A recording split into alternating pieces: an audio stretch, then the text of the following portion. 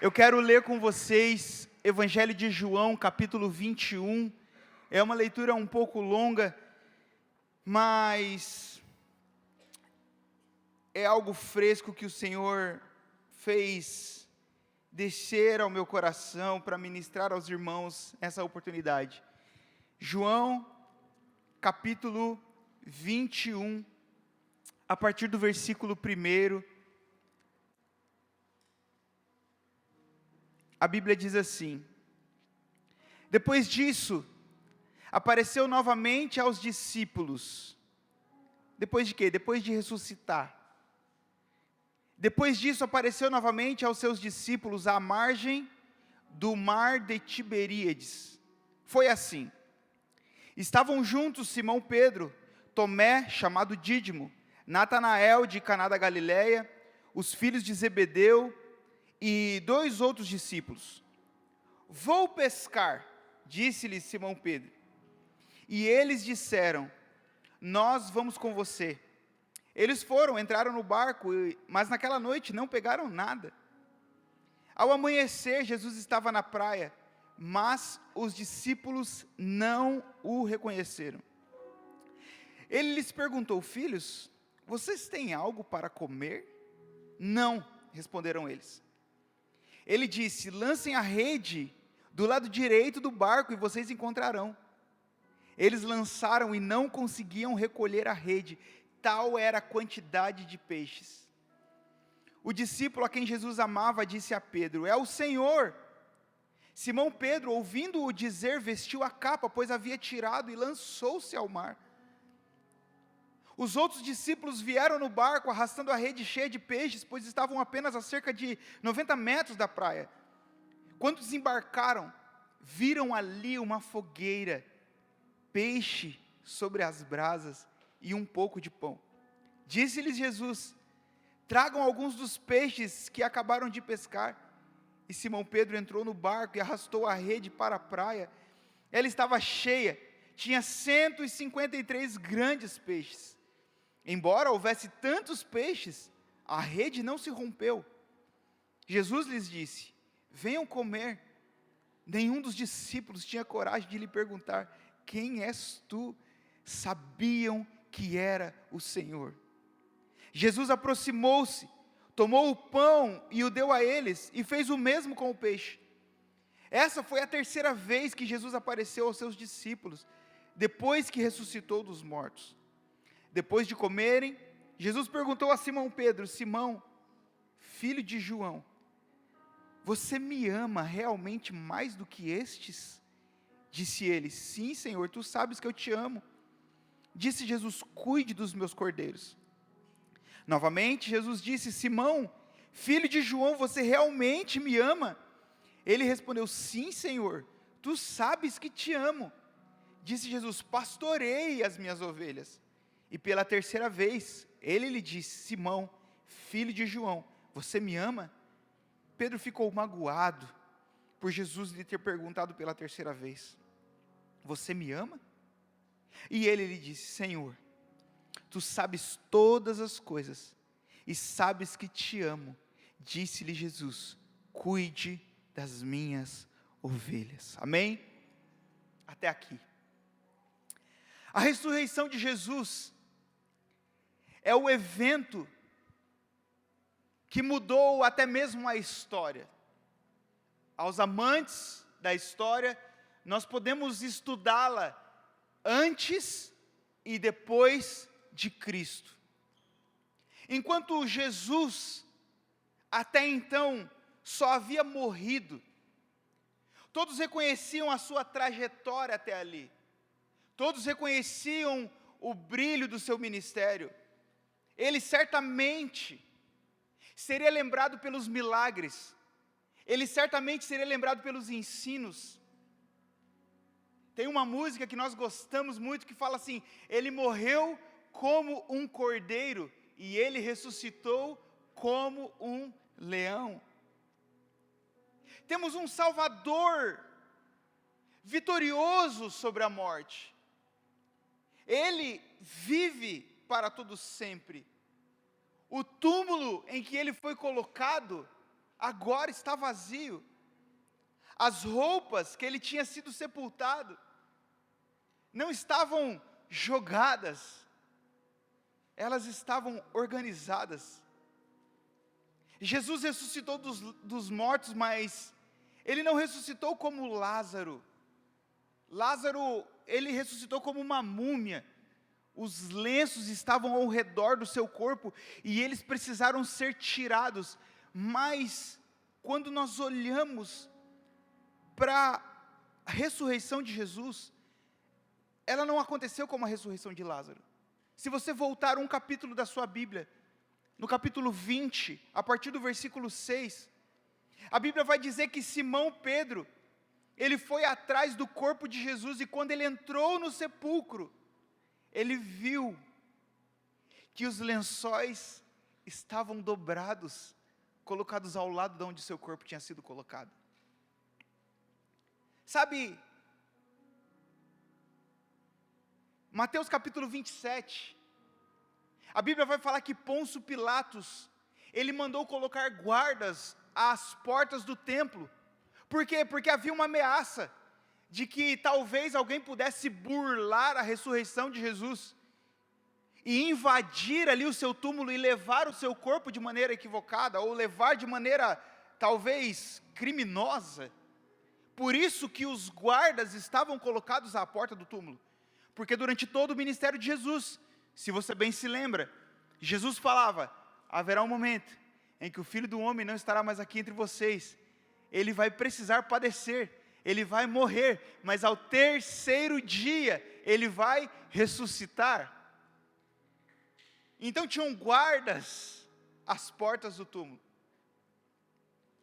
A segunda resposta disso, dessa organização dos lençóis, é que se o corpo de Jesus tivesse sido roubado, seja sincero, o lençol não teria sido dobrado. Você já viu um ladrão que entrou em algum lugar para roubar alguma coisa, e ele teve o trabalho de deixar a casa organizada para que quando os donos da casa entrassem, não visse que aquilo tinha sido mexido? Jesus se deu o trabalho de dobrar o lenço de sua cabeça, com a informação de não foi um zumbi, não foi um morto-vivo que saiu daqui. Vamos falar bem a verdade, às vezes a gente até acordando, a gente não está morto, a gente acorda, e a gente acorda igual um zumbi. Demora, né? Quem aí é da galera que demora mais para a alma chegar do corpo, né? Primeiro seu corpo levanta, e depois a sua alma é recebida nesse corpo. Não foi um zumbi, um desorientado, não.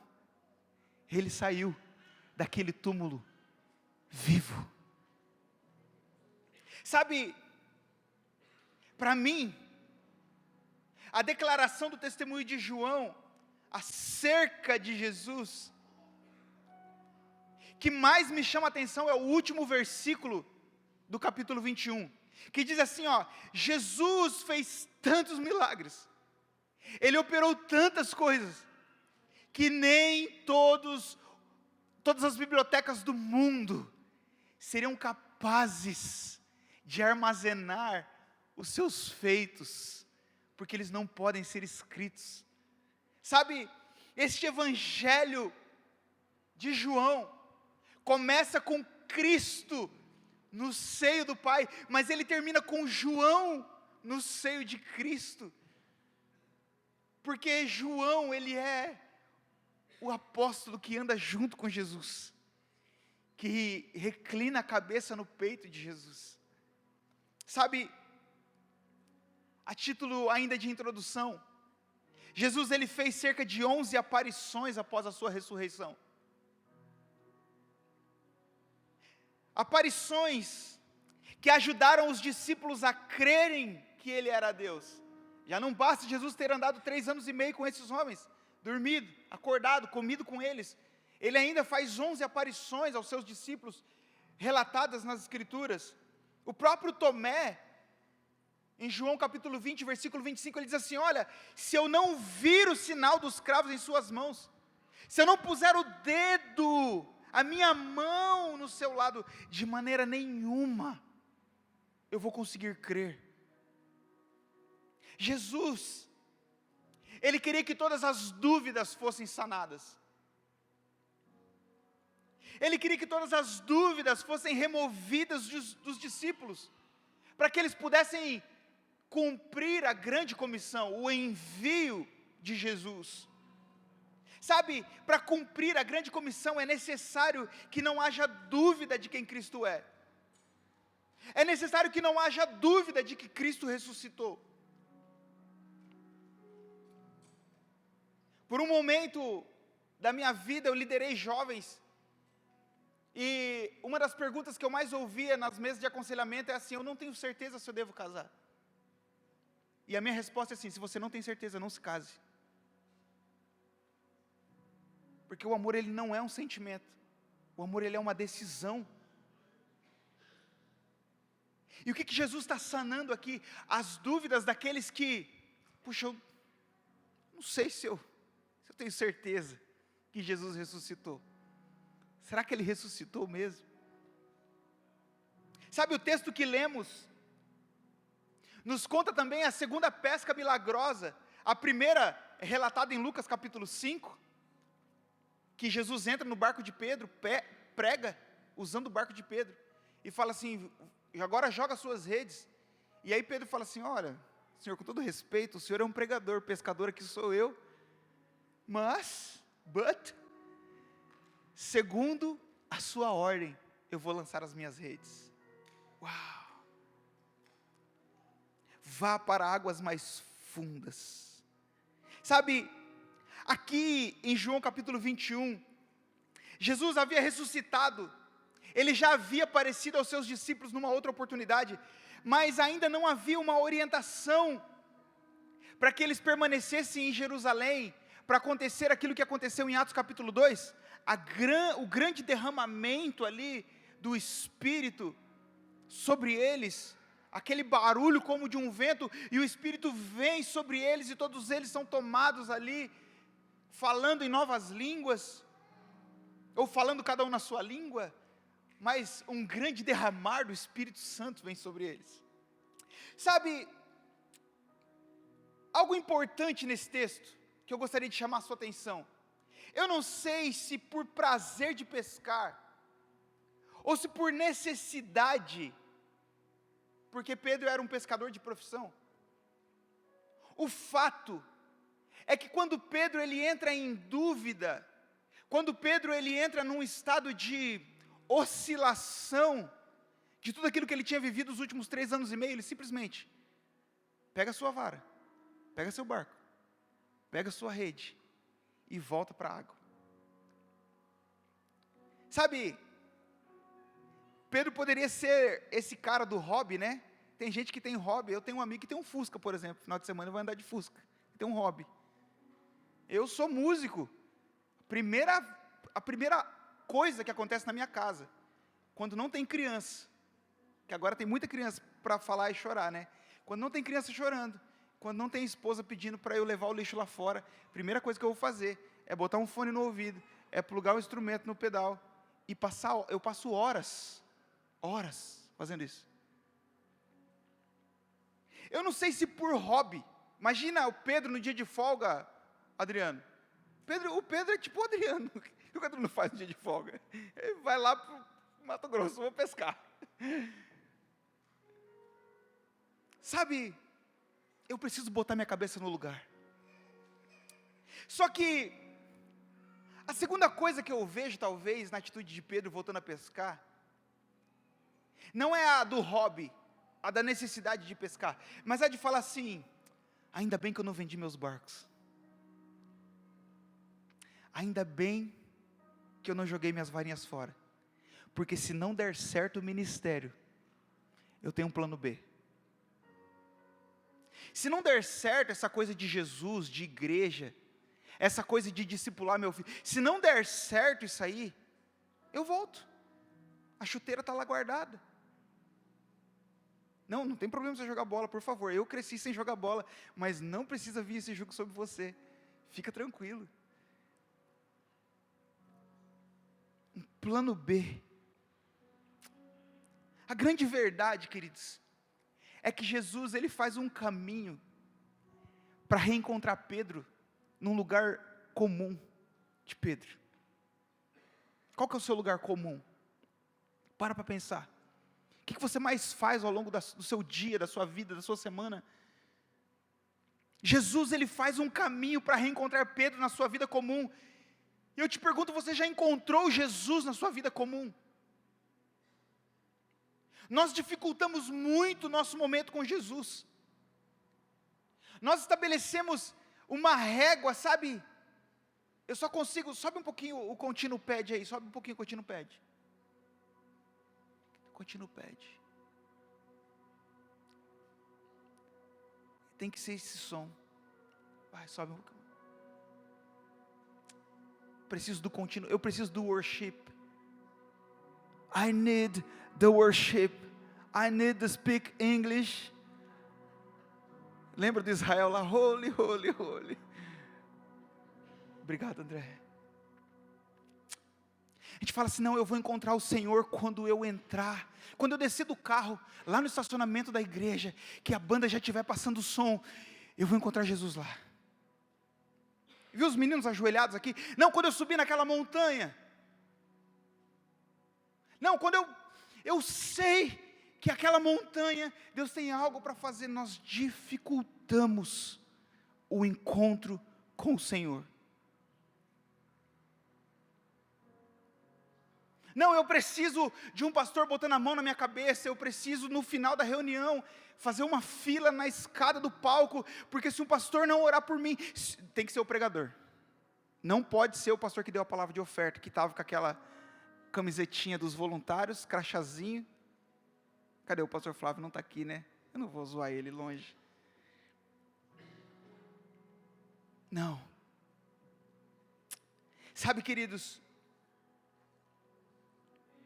eu quero fazer uma primeira aplicação nesse texto, nessa noite. E a primeira aplicação é que Jesus, Ele vai falar com a gente no nosso ambiente comum. No nosso ambiente comum. Sabe, ao amanhecer, Jesus se apresentou na praia, porém os seus discípulos não o reconheceram. Quantas vezes Jesus aparece para a gente ao longo da semana, e nós estamos com o nosso sensitivo conectado a tantas outras coisas, que nós não percebemos, Joel, que Jesus está fazendo, às vezes, um caminho para reencontrar o nosso coração.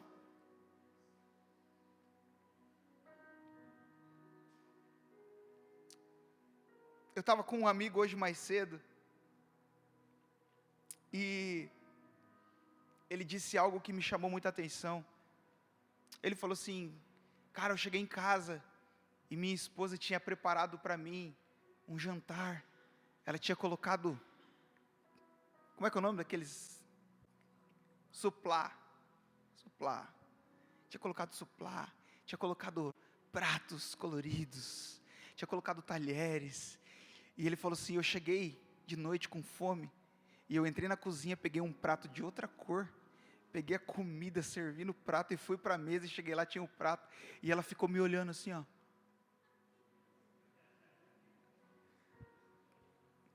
Quem é os maridão, né? Sabe, Jesus, com aquela cara assim, né? Me permita usar essa ilustração. Jesus com aquela cara assim, ó. Hoje ele vai perceber. Hoje ele vai ver. Não tem, cara. Hoje vai ser sobrenatural.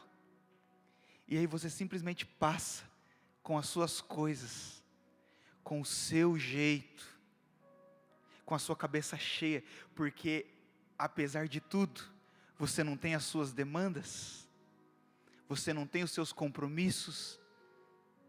Deus, não foi você que me deu isso aqui? Eu preciso cuidar disso aqui que você me deu. Eu não tenho tempo. Mas a hora que as coisas melhorarem, a hora que a rede vier cheia, aí talvez eu pare para me lembrar, querido, Jesus quer nos encontrar no nosso ambiente comum. Sabe, Jesus poderia chegar para Pedro. Eu gosto tanto disso, queridos. Tanto disso. Jesus poderia chegar para Pedro e fazer como eu já fiz algumas vezes. Cara, eu já andei com você 3 anos e meio. No Monte da Transfiguração, você estava comigo. Olha para os outros 10, porque um já tirou a vida dele. Olha para os outros 10 e pergunta para eles, quem deles que andou sobre as águas? Você já parou para pensar que quando a gente entrou lá na casa de Jairo, para curar aquela menina que estava morta, só ficou com você João e Tiago? E é isso, Pedro, é isso que eu recebo de volta? Um barco? Uma rede? Eu tenho que começar com você o caminho de novo, porque, olha só, lá no começo do nosso ministério, Pedro, eu entrei no teu barco, você jogou a rede, o que eu falei para você? Que eu ia te fazer um pescador de homens. Mas, queridos, a pedagogia de Jesus é a pedagogia do tempo investido. A pedagogia de Jesus é aquela que Pedro, ele traduz aos Filipenses capítulo 3, eu não lhes canso de ensinar as mesmas coisas. Ah, Pedro, sabe, Jesus podia fazer o papel do líder feridinho, né? E mandar um mensageiro, vai lá, fala para Pedro, que Pedro tem que entrar aqui no meu gabinete. E ai de Pedro se ele não vier.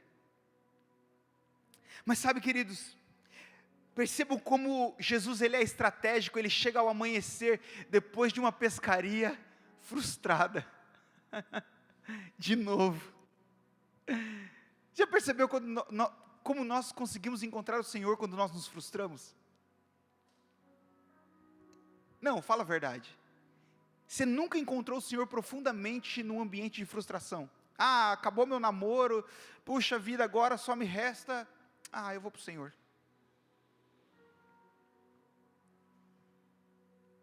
Agora eu fiquei sem grana, cara, minha empresa quebrou, agora eu... Percebam como Jesus nos encontra ao amanhecer de noites frustradas, depois de uma derrota, depois de uma noite de derrota, depois de uma noite de tristeza, Doxa, levante seus olhos, Jesus estará diante de você, para lhe trazer esperança. Deus quer falar conosco no lugar comum, e sabe por que isso é importante? Abraão estava em Harã, e quem que estava lá? O pai de Abraão, a família de Abraão, ali estava a casa de Abraão, a família dele, todas as coisas de Abraão estavam ali, mas Deus chega para Abraão e fala assim, olha, sai da sua casa, ambiente comum. No deserto era comum uma sarça pegar fogo. Nós tivemos em Jericó em 2017, e quando nós chegamos lá, estava 49 graus, 49 graus, e à noite o guia falou assim, olha, a noite cai para 8, 12, e Moisés, naquele clima desértico, viu uma sarça que pegou fogo. Mas isso é comum. Qual que é a diferença? A sarça que queimou diante de Moisés, ela não se consumia, ela não apagava, e Moisés ficou ali, no lugar comum. João capítulo 4, a Bíblia nos mostra que Jesus encontra uma mulher samaritana junto do poço. Cara, o que tem de sobrenatural no poço, a não ser, no contexto da mulher samaritana, que ela estava indo buscar água ao meio-dia, é a única coisa diferente que está ali. Mas Jesus chega para falar com ela, no ambiente comum, sabe? Nós temos uma ideia equivocada de que algumas músicas, a gente ainda usa a palavra errada, elas destravam o mundo espiritual, como se o mundo espiritual tivesse entupido por um tubo de papel. Sabe, quanto mais barulho, quanto mais batida contínua da caixa, agora diminuiu então, porque agora a gente fechou a bateria ali dentro, e agora não tem mais pressão, aí agrada um povo por um lado. A pastora Juliana, o dia que eu falei para ela que a gente estava fazendo o acaro, ela falou assim, graças a Deus eu posso voltar a cultuar agora e sentar em qualquer lugar. Eu sentava mais longe, né? Mais longe da bateria possível. Mas sabe, queridos, precisa apagar a luz, precisa ter luz colorida, a parede precisa ser preta, sabe? Jesus quer falar com a gente no nosso dia a dia. Sabe qual que é o menor ambiente possível para se fazer uma reunião de culto? Dentro de um capacete de moto. Jesus quer falar com você num ambiente comum, sabe? Jesus quer falar com você no seu quarto, no banho, no caminho do trabalho. Acontece que nós facultamos alguns períodos que nós oferecemos ao Senhor, quando o Senhor deveria ser Senhor de toda a nossa vida, de todo o nosso tempo, de todo o nosso casamento, de todos os momentos da nossa vida. Não, essa atividade aqui, ela é uma atividade secular. Eu cresci com isso. Isso aqui é secular ou isso aqui é gospel? Isso aqui é evangélico? Porque o secular, você sabe, né? Aí então o trabalho era secular. Aí você passava 8 horas do seu dia trabalhando para Mamon, 8 horas do seu dia, se possível, descansando, e 4 horas da semana num ambiente de culto. 2 horas na terça-feira, 2 horas no domingo. Qual que era o papel da igreja? Aumentar os encontros, para que você pudesse ter mais encontros durante a semana com o Senhor. Então na terça-feira era um culto, na quinta-feira era um culto de oração, no sábado era o culto dos jovens, no domingo de manhã era a escola bíblica dominical, depois da escola bíblica, no meu caso, era o ensaio dos adolescentes, do grupo de gestos e louvores, que era o protótipo do ministério de dança, hoje. E depois o culto à noite. Aí se você cumprisse todo o protocolo, e eu ainda tinha um bônus, porque minha mãe era regente do círculo de oração, então na quarta-feira, eu estava lá, ó mestre, o mar se revolta, as ondas nos dão pavor. Sabe,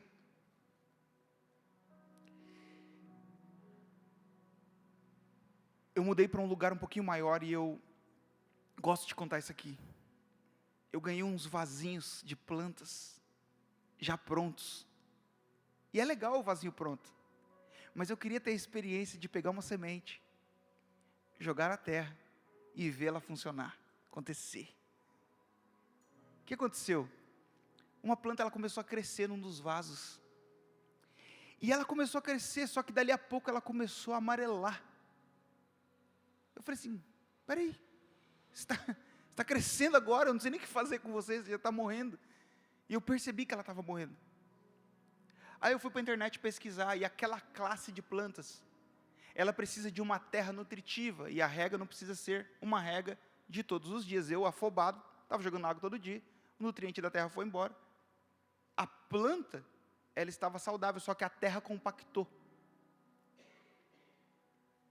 E naquele ambiente da terra compactada, ela não conseguia nutriente suficiente para crescer. Aí eu fui lá, tirei a planta com todo cuidado para não perder as raízes. Coloquei uma terrinha nutritiva novinha, replantei. E todas as manhãs eu ia fazer meu devocional e ia sentar do lado, assim, vamos ver se você vai crescer mesmo. E sabe, Jesus falou no meu coração assim, ó, tem umas épocas da sua vida que você começa a amarelar, você começa a se estragar. Sabe o que eu preciso falar com você, fazer com você? Eu preciso dar uma levantadinha de você na terra. Eu preciso mexer um pouco o que está perto de você. Porque se não for assim, você não consegue absorver tudo aquilo que eu tenho para você. Querido, você já pensou se você tivesse na sua vida tudo aquilo que você quer? Tudo aquilo que você sonha? Tudo aquilo que você olha no seu marketplace? Tudo aquilo que você adicionou no seu carrinho do AliExpress? Eu estou falando de coisas. Mas você já parou para pensar que em momentos da nossa vida nós precisamos passar por uma noite de pescaria frustrada?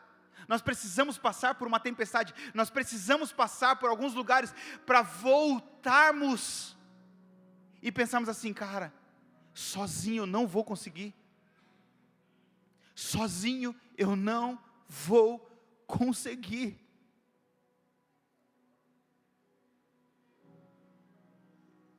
Nós estávamos aqui de madrugada, pendurando esse painel de LED.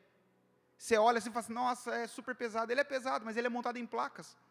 Até que as placas em si, você consegue transportá-las sozinho. Mas você não consegue montar sozinho. E sabe, a gente saiu daqui, sei lá que hora da madrugada, e eu olhando e falando assim, cara, graças a Deus, pela família de fé, quem que consegue fazer algo relevante sozinho? Pastor Rudy, por que você está falando isso? Porque quem que consegue comer 153 grandes peixes? Ou seja, até a ordem de Jesus, para que Pedro jogasse a rede de novo, é para falar assim, cara, tem uma abundância perto de você, quem está perto de você precisa provar da abundância que está perto de você, só que não faz sentido ter abundância na sua vida, se você não tiver o principal. Você me ama? Você me ama, não é assim, você me ama, me mostra quantos peixes você tem, não, você me ama, apacenta as minhas ovelhas, cuida dos meus cordeirinhos, queridos, simplifique, seja excelente em tudo que você fizer, mas simplifique, facilite, não, se não for assim, não, facilite, por favor. Sabe, texto de Efésios capítulo 3, versículo 12, a Bíblia fala assim, que por intermédio de Jesus, né, por intermédio de quem nós temos livre acesso a Deus, por causa do plano eterno de Deus, nós temos livre acesso. Não é um acesso que depende de um cantor aqui da frente, não é um acesso que depende de um pregador, não é um acesso que depende de um líder de mesa, não, por causa do plano eterno de Deus, através de quem? Através de Cristo Jesus, nós temos livre acesso, amém? Pastor, mas preciso que você ore pelo meu filho, claro, nós oramos, claro, mas você também tem livre acesso. Sabe, o Miqueias foi mais tarde lá em casa, e nós estávamos conversando sobre a mesa, e quando foi para eu assumir uma liderança de mesa, eu vou deixar meu coração muito vulnerável, que eu estou diante da igreja que eu faço parte, amém? Diante dos meus irmãos na fé, e quando foi para assumir uma liderança de mesa, eu falei assim, amém, eu vou assumir mais um compromisso. Nunca foi um momento de tristeza, amém, vai ser incrível, eu tenho certeza que vai ser incrível. Queridos, eu tenho sido tanto edificado na mesa, através da vida dos meus irmãos, que eu tenho falado assim, cara, que incrível, existe algo na comunhão, que nós começamos a provar uns dos outros, que já não é mais só o encontro pelo encontro, o que é que nós vamos comer, não, é o fato de nós estarmos juntos, de começarmos a orar uns pelos outros. Sabe, um dia que nós terminamos a nossa mesa online, e acho que o Wesley falou assim, podia ser, sei lá, podia ser todo dia, porque a gente sai da live com aquela sensação assim, meu Deus, eu estou reabastecido, é encontrando Jesus, num ambiente comum, queridos, simplificando, Agora, a segunda verdade que eu vejo nesse texto é que Jesus, ele quer nos restaurar completamente. Não é uma parte, ele quer nos restaurar completamente. Pela terceira vez, diz o versículo 17, pela terceira vez Jesus perguntou: você me ama? Sabe, Pedro viveu a trágica experiência de ter negado Jesus por 3 vezes. Sabe, o pior não é isso, o pior é que ele falou para Jesus que ele estava disposto a morrer na cruz. Não, ele estava disposto a ser preso, e ele negou 3 vezes. E agora em João capítulo 21, Jesus dá a Pedro a oportunidade de Pedro responder por essas 3 vezes, como se Jesus estivesse falando assim: olha, eu estou te restituindo, eu estou te dando a oportunidade de você ser restaurado. O verbo grego que Jesus usa ali, Pedro, você me ama, no grego é agapau, você me ama ardentemente, você me ama de forma suprema, você me ama de forma perfeita. E Pedro responde: eu te amo, só que a palavra grega para o amor de Pedro é a palavra filéu. Eu te amo, mas é um amor de gostar, um amor de amizade. Eu não consigo te amar como você me ama, mas eu te amo a minha porção. E olha só, queridos, tem algo nesse texto, eu não sei se você já viu isso. Das 3 vezes que Jesus pergunta, a resposta de Pedro, ela é diferente, mas para as 3 vezes, a resposta de Jesus é a mesma: apacenta as minhas ovelhas. Pedro, você me ama dessa forma? Não, eu não consigo. Apacenta as minhas ovelhas. Pedro, você me ama dessa forma? Não, eu não consigo. Apacenta as minhas ovelhas. Pedro, você me ama desse jeito? Aí Pedro fala assim: você sabe de todas as coisas. E Jesus fala: apacenta as minhas ovelhas. Essa palavra veio ao meu coração com um tom de restauração para o nosso coração. Quantas vezes nós negamos Jesus na nossa jornada, na nossa caminhada, nas nossas decisões, nos nossos pensamentos? Há quanto tempo nós temos vivido uma inconstância na nossa fé? Mas eu e você sabemos que Jesus nos chamou para cumprir a sua grande comissão, e que nenhum de nós é bom na nossa individualidade quanto todos nós juntos. Nenhum de nós, na nossa individualidade, conseguimos ser tão frutíferos para o reino, quando estamos juntos, andando juntos, chorando juntos, passando perrengue juntos, mas celebrando juntos. Sabe, uma das coisas lindas que eu vi no Paraguai domingo, quando nós levantamos o Isaac da água, era ver as lágrimas de tantas pessoas que nós amamos, dizendo assim, ó: glória a Jesus pela decisão do Isaac. Cara, isso é família espiritual, isso é igreja, isso é igreja. Uau, isso é incrível. Ele é o Deus da restauração, Ele não é o Deus da reciclagem. Apocalipse capítulo 5 diz que Ele faz novas todas as coisas. Então Jesus não é o cara que restitui Pedro e fica olhando assim: anda na linha, eu sei que você pode me negar. Não, queridos, isso não é Jesus. Quantas vezes na minha adolescência, quantas vezes,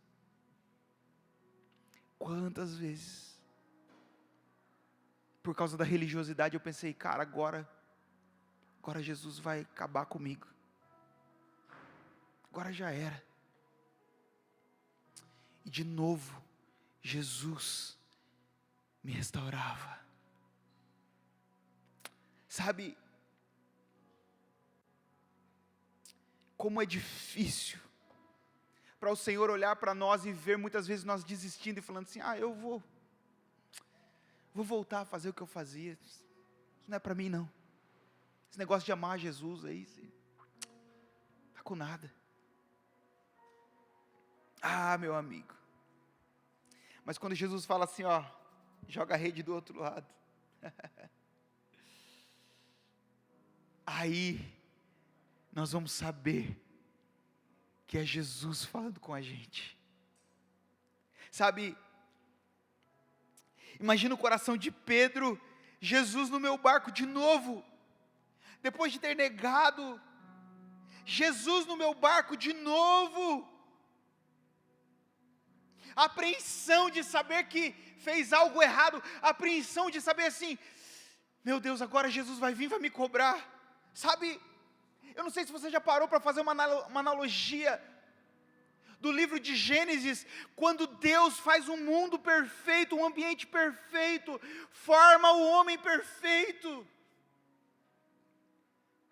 forma a esposa para esse homem, a ponto dele fazer poesia nas suas primeiras palavras quando a vê. Você é osso, osso dos meus ossos, carne da minha carne, você é perfeita. Mas ele come do fruto. Imagina o coração desse homem escondido, porque o texto fala que ele ouviu os passos pelo jardim e teve medo. Agora ele não tem coragem de se aproximar de Deus, porque é isso que o pecado faz na vida do homem.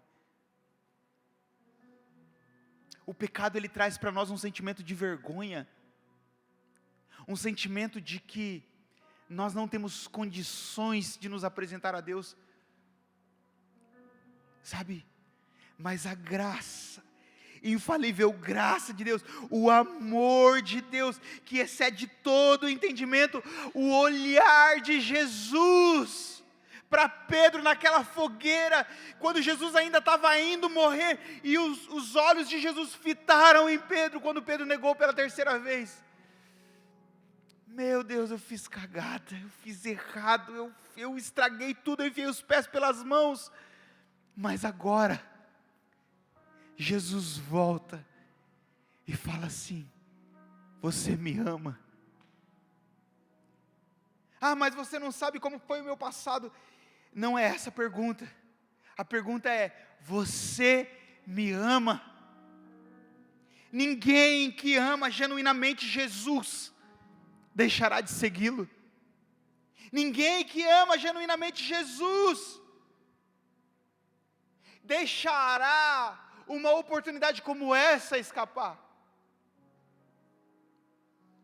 Nós podemos nos frustrar com pessoas, nós podemos nos frustrar com métodos, mas o nosso Senhor, Ele jamais vai frustrar o nosso coração. Só depois de declarar o nosso amor a Jesus, nós poderemos dizer que o seguimos. Sabe, se você ama qualquer outra coisa que não seja Cristo, você não é seguidor de Jesus. Se você ama qualquer outro método que não seja Cristo, por que você está falando isso, pastor? Porque tem pessoas que falam para mim, eu gosto de ouvir as músicas gospel, elas têm uma boa sensação. Se você desfruta de qualquer outra coisa que não é Cristo, eu preciso te dizer, você não é seguidor de Jesus. Se você ama seu trabalho mais do que a Jesus, se a sua motivação de viver igreja não é pelo seu amor a Jesus, talvez você não suporte o dia mal, querido. Eu já fiz igreja, já servi a igreja, já cumpri tarefas, pelo compromisso, muito mais do que pelo desejo de conhecer a Jesus, mas o Senhor curou meu coração. Hoje eu aprendi a fazer pelo desfrute nele. Sabe, a palavra do Senhor para nós essa noite,